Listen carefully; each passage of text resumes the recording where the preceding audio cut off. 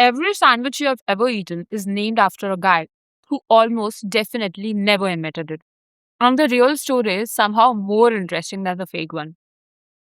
You've probably heard this version.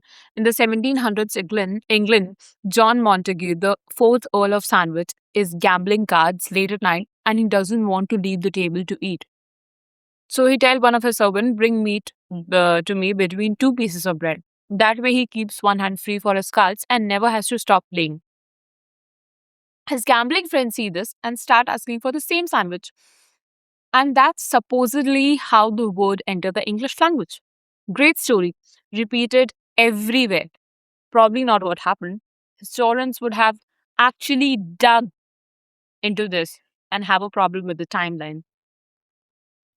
The earliest written record of the word sandwich comes from a historian's diary in 1762, years before gambling story was even written down.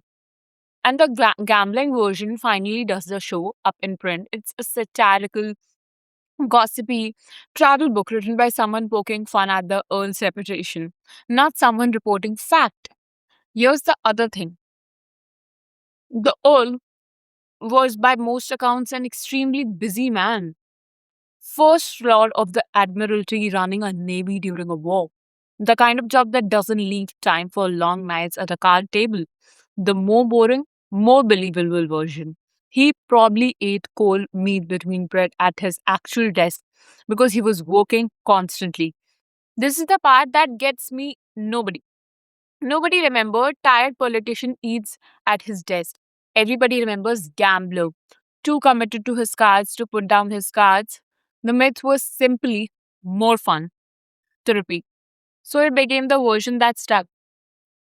Not because it was true, but because it was terrible. The actual man gave us a name. The internet gossip, writers, and 300 years of bar trivia gave us the story. This is the second word in this series, and I think it's doing something similar to mesmerized. Mesmer's actual science failed completely, and the word survived anyway, attached to a feeling instead of a method. Sandwich didn't even need his science to fail. He probably just ate lunch at his desk like anyone with too much work and not enough time. And somehow that became mythified into a guy who loved gambling more than he loved using his hands properly. The words don't usually keep the true story, they keep whichever story people enjoy telling each other the most. So next time you eat a sandwich, you're not honoring a gambling legend. You're probably honoring a overworked guy who just didn't want to stop reading naval reports to eat properly.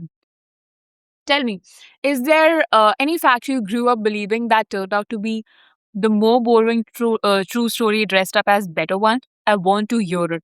Full post on this and the first word in the series pinned in the comments. Thank you.